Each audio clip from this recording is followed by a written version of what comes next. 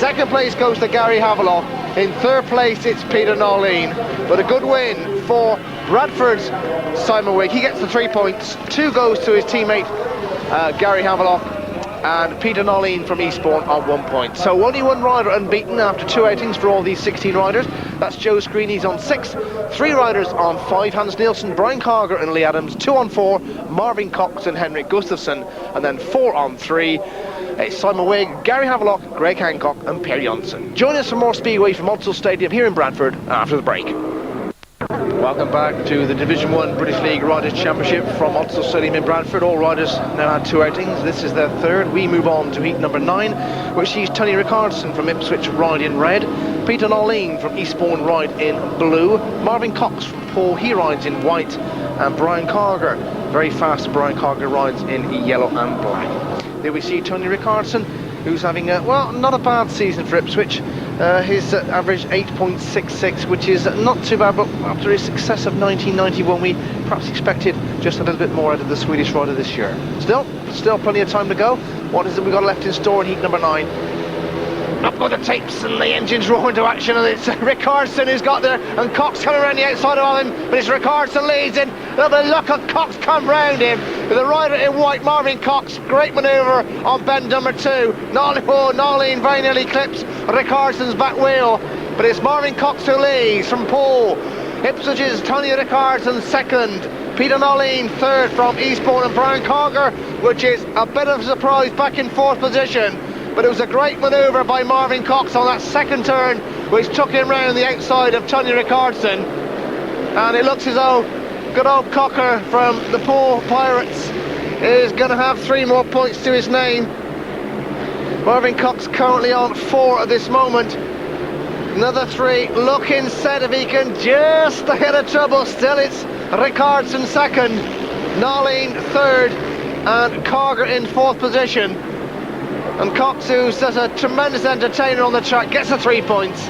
2 to Tony Rickardson, 1 to Peter Nolleen. So it was Marvin Cox, great manoeuvre as they sped into that first turn. Coming out of the second, he got that drive on the outside, as did Joe Screen round Lee Adams a few races before. So Marvin Cox gets the 3 points from heat number 9. Heat number 10, Sam Ermolenko rides in red. The unbeaten Joe Screen rides in blue, gate number 2. Greg Hancock, white, winner of his previous heat. And Hans Nielsen on 5 point, yellow and black on gate number 4. He's on 5, Hancock on 3, Screen on 6. And it's Ermolenko, he really wants the points in this one. Ermolenko struggling slightly at the moment with just 2 points, but never ever underestimate Sam Ermolenko. Let's see what happens as the tape drives on heat number 10. Up they go, and the first one to show as they go that turn is yellow and black. Hans Nielsen coming round Sam Ermolenko, and just look at Screen there as well, but it's Nielsen and Ermolenko who lead first and second. So Hans Nielsen, a great scrap from the outside, round the back again. He leads. Sam Ermolenko second. Joe Screen now trying to come round Sam Ermolenko, and that Screen done it. Joe Screen comes round the outside of Ermolenko. What a great ride from the Bellevue rider. He comes to second place. Now can he make up any ground on Hans Nielsen? Nielsen leads. Screen second, Ermolenko third, in that order. Hans Nielsen down the back straight. Screen just changing visor position, trying to get the dirt out of his eyes. 1 more lap to go, 338 metres to go around this Odsal Stadium for Hans Nielsen to collect another win. Greeny just dropped their 1 point in heat number 1 to Marvin Cox, coming round for his second win of the BLRC. It's Nielsen who gets there. Joe Screen in second position, and Sam Ermolenko back in third place. So 3 points to Hans Nielsen. He moves on to 8 points from 3 outings. Joe Screen also on 8. He drops his first point of the BLRC, and a great manoeuvre there by Joe Screen coming from the back over Sam Ermolenko. That really was a brave and courageous ride from Joe Screen in heat number 10. Heat number 11 sees Gary Havelock ride in red, John Jorgensen in blue, Robert Nage in white, and Henrik Gustafsson from Kings Lynn in yellow and black. So Havelock Bradford, Jorgensen Coventry, Nage from Glasgow, and Gustafsson from Kings Lynn is the full lineup for heat number 11. So 2 riders so far on 8 points, which is Hans Nielsen and Joe Screen. Sam Ermolenko dropping by the wayside, and out of things, Per Jonsson, another pre-meeting favourite, also dropping quite a few points. So it's going to be a little bit interesting when we get to the interval stage after heat 12 to see the old scores on the board. But it's heat number 11 that gets oh, what a great start from Gary Havelock. Just kept that bike on the ground, both wheels down, speeds into that first turn. So Havelock leads from his second place second place Robert Nage from Glasgow, which is a bit of a surprise really, no disrespect to him. So Nage in second place, John Jorgensen third, and Henrik Gustafsson, surprise, back in fourth position.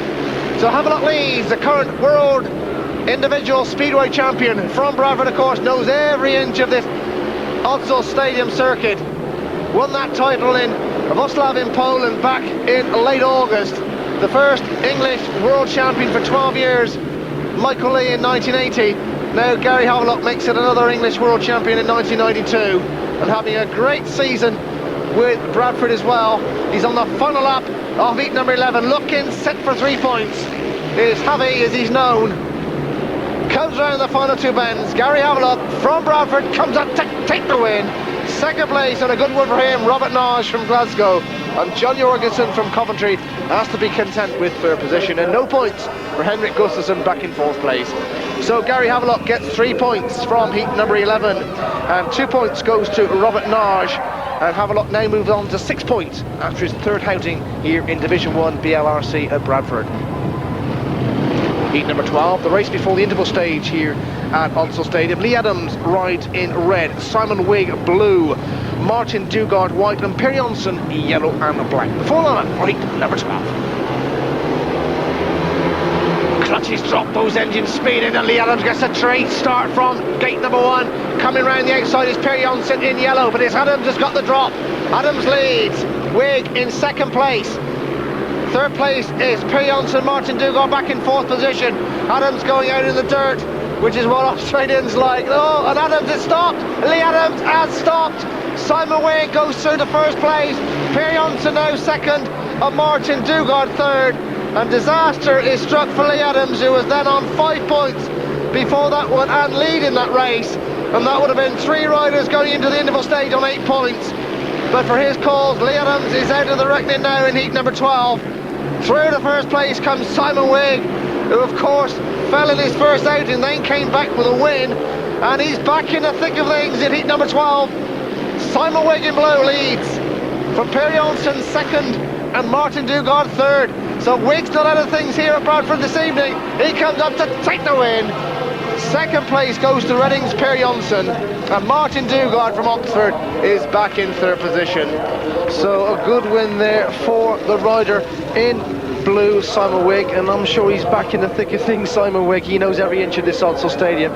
Commiserations has to go to Lee Adams, though, in front at the time. Gets a pat from Simon Wigg. I'm sure he's going to be in the thick of things later on. We'll look at the scoreboard. All the riders have now had 3 outings. It's the interval stage at Odsal. Screen and Hans Nielsen both on 8 points. Marvin Cox third on 7. Simon Wigg and Gary Havelock locked together on 6. And Lee Adams, Brian Carger and Per Jonsson all on 5 points. All the riders now have 2 outings still to go. So without further ado, let's have a few words with the leader at the halfway stage, or one of the joint leaders, Joe Screen. Would it be important for you to win a meeting like that? I mean, is this now a prestigious meeting for you? Yeah, you know, I've gone really well this year with Bellevue. I've topped their averages. That's why I'm in this meeting here. I was third in this meeting last year at my home track Bellevue, which had a home advantage there. You know, I don't go very well around Bradford, so you know, it just boosts my confidence if I win around here. Yeah. Does it mean any money? I mean, do you earn a lot of money on this one, or is it just the honour? It's just the honour. You know, I've been, you know, British League Riders, Division 1 Riders Champion, and you know, I'm not there yet, so I can't say much about it. No. You haven't been riding. Have you been riding anything in Poland this season? Yeah, I've done about 5 matches over there, but I think we've run out of money, my club, and you know, we bottom of Division 1 out there, and I don't think they want us out no more. No. Okay. What about Scandinavia? Are you looking for a team up there? Are you? Yeah, I would like to ride in Sweden.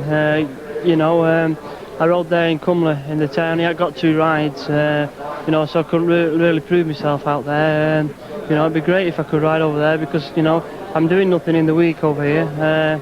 You know, I just ride British League, and I did a